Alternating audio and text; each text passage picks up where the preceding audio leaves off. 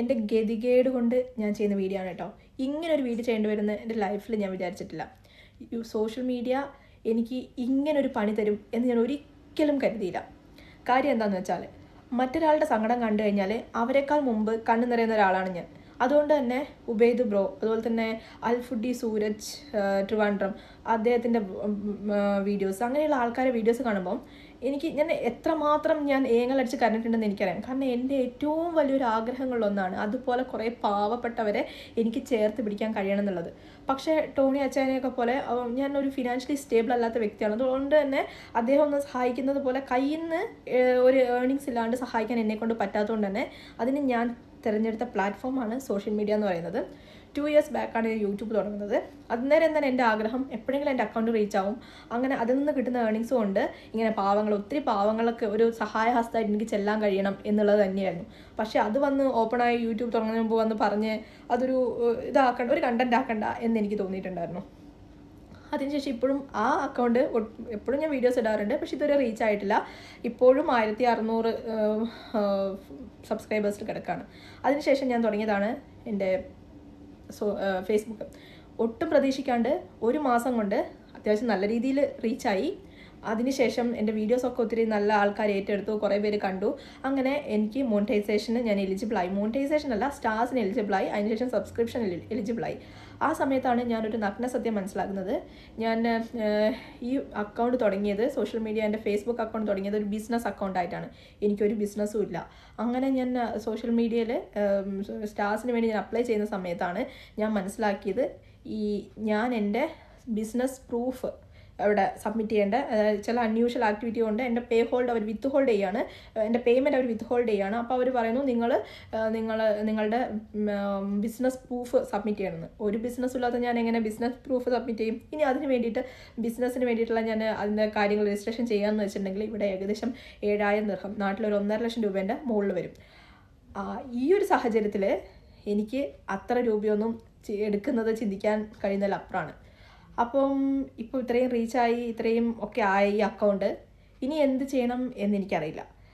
Account കളഞ്ഞിട്ട് പുതിയ account തുടങ്ങും എന്നോട് പലരും പറയുന്നുണ്ട്. പക്ഷേ എത്രമാത്രം ആർജവത്തോടെയാണോ ഞാനിത് ചെയ്തത്, ഇതുപോലെ എനിക്ക് മുമ്പോട്ട് പോകാൻ പറ്റും എന്നെനിക്കൊരു വിശ്വാസമില്ല. കാരണം എൻ്റെ പ്രതീക്ഷകളെല്ലാം നഷ്ടപ്പെട്ടിരിക്കുകയാണ്.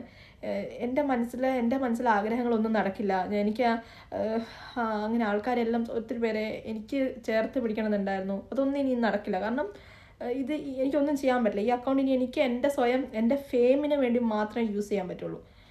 അതുകൊണ്ട് കാര്യമില്ലല്ലോ, ഞാൻ ആഗ്രഹിച്ചത് നടക്കില്ലല്ലോ. എനിക്ക് എന്താ പറയുക, ഇപ്പോൾ ഇവിടെ നല്ല വരുമാനമുള്ളൊരു ജോലിയും കാര്യങ്ങളും, ഇവിടുത്തെ ദുബായിലാണെങ്കിൽ പോലും ഇവിടുത്തെ ജീവിച്ച് പോകണമെങ്കിൽ നല്ല രീതിയിൽ ശമ്പളമുള്ള ജോലി ആയിരിക്കണം. അത്രമാത്രമുള്ളൊരു സെറ്റപ്പിലുള്ള ജോലി അല്ലാത്തതുകൊണ്ട്, നേഴ്സാണെങ്കിൽ പോലും അത്ര ഹൈ പേയ്മെൻ്റ് ഒന്നും കിട്ടുന്ന സ്ഥലത്തല്ല ഇപ്പോൾ ഞാൻ വർക്ക് ചെയ്യുന്ന. വളരെ ചെറിയൊരു ക്ലിനിക്കിലാണ്. അവിടെ അത്ര എനിക്ക് പേയ്മെൻറ്റ് കിട്ടുന്നുള്ളൂ. അതുകൊണ്ട് തന്നെ ഇവിടുത്തെ ഫുഡും കാര്യങ്ങളും റൂമും കാര്യങ്ങളും റെൻ്റൊക്കെ വന്നു കഴിഞ്ഞിട്ട് എനിക്ക് എൻ്റെ പേഴ്സണലി എൻ്റെ പ്രശ്നങ്ങൾ തീർക്കാനുള്ള മാത്രമേ അതിൽ നിന്ന് കിട്ടുന്നുള്ളൂ. അത് ഇപ്പം ഒരു സഹായമായിട്ട് നീട്ടാൻ മാത്രമുള്ളത് എൻ്റെ കയ്യിലില്ല. അപ്പം ഞാൻ ഇതിനെയാണ്, കാരണം എനിക്ക് എപ്പോഴും കണ്ടൻറ് ക്രിയേഷനൊക്കെ എനിക്ക് ഭയങ്കര ഇഷ്ടമുള്ളൊരു കാര്യമാണ്.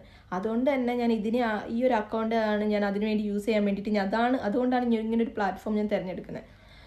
അപ്പം ഫേസ്ബുക്ക് എനിക്ക് കുറേ ഹോപ്പ് വന്നിരുന്നു. ഞാൻ വിചാരിച്ചു എനിക്ക് കുറേ പേർക്ക് സഹായമായി എത്താൻ പറ്റും, ഒത്തിരി കഷ്ടപ്പെടുന്നവർക്ക് എനിക്കും ചേർത്ത് നിർത്താൻ പറ്റും, അവരൊക്കെ ചെയ്യുന്ന പോലെ എനിക്കും ചെയ്യാൻ പറ്റും. എൻ്റെ ആഗ്രഹങ്ങൾ നിറവേറാനാണ്. കാരണം എൻ്റെ വലിയൊരു ആഗ്രഹമാണത്. അത് എത്രമാത്രം മറ്റൊരാൾക്ക് മനസ്സിലാവുമെന്ന് എനിക്കറിയില്ല. ഇപ്പം എനിക്കിങ്ങനെ ഓപ്പണായി വന്ന് കരഞ്ഞ് നിലവിളിക്കേണ്ട കാര്യമില്ല. അതുകൊണ്ട് ഞാൻ എല്ലാം ടേക്ക് ഇറ്റ് ഈസി എന്ന രീതിയിൽ എടുക്കുകയാണ്. ഇപ്പം നെക്സ്റ്റ് ഓപ്ഷൻ എന്ത് എന്ന് വെച്ചാൽ എനിക്കറിയില്ല. കാരണം ഈ അക്കൗണ്ട് ഇനി കളഞ്ഞ് പുതിയ അക്കൗണ്ട് തുടങ്ങണോ? കാരണം ഞാൻ കുറേ ട്രൈ ചെയ്തു ഫേസ്ബുക്ക് ടീമിനെ ഇതാക്കാൻ വേണ്ടി. എനിക്കൊന്നും ചെയ്യാൻ കഴിയുന്നില്ല. ഫേസ്ബുക്ക് ടീമിനെ എനിക്ക് അവരുടെ അടുത്ത് പോകാൻ പറ്റുന്നില്ല. ഇതിനുവേണ്ടി ഞാൻ മുട്ടാത്ത വാതിലുകളില്ല. ഒരു മനുഷ്യനും ഹെൽപ്പ് ചെയ്യുന്നില്ല. ആർക്കും മറ്റൊരാൾ ഇതാവുന്നത് ഇഷ്ടമല്ലല്ലോ. ഇനി എന്താ പറയുക, എനിക്ക് അങ്ങനൊരു കാര്യം ചെയ്യാൻ നിയോഗം ഉണ്ടെങ്കിൽ എല്ലാം നല്ലതുപോലെ വരട്ടെ. ഇനി അങ്ങനൊരു കാര്യം ചെയ്യാൻ നിയോഗം ഇല്ലെങ്കിൽ ഇങ്ങനെയൊക്കെ തന്നെ പോട്ടെ. ഈ പുതിയൊരു അക്കൗണ്ട് തുടങ്ങുന്നതിനെ പറ്റി എനിക്കറിയില്ല. പുതിയൊരു അക്കൗണ്ട് തുടങ്ങി വീണ്ടും ഇതുപോലെയൊക്കെ ആക്കിയെടുക്കാൻ പറ്റുമെന്ന് എനിക്കറിയില്ല. നിങ്ങൾ തന്ന സപ്പോർട്ട് വീണ്ടും അവിടെ കിട്ടുമെന്ന് എനിക്കറിയില്ല. എനിക്ക് മൊത്തത്തിൽ ഇപ്പോൾ കൺഫ്യൂഷനാണ്. ചിലപ്പം അറിയില്ല. അപ്പോൾ എന്തെങ്കിലും സജഷൻ, ഇതിന് എന്തെങ്കിലും ചെയ്യാൻ പറ്റുന്നുള്ള സജഷൻ നിങ്ങൾക്ക് ആർക്കെങ്കിലും അറിയെങ്കിൽ വീഡിയോൻ്റെ ഇടയിൽ ഒന്ന് കമൻറ്റ് ചെയ്യണം, അല്ലെങ്കിൽ പേഴ്സണൽ DM ചെയ്യണം. Thank you.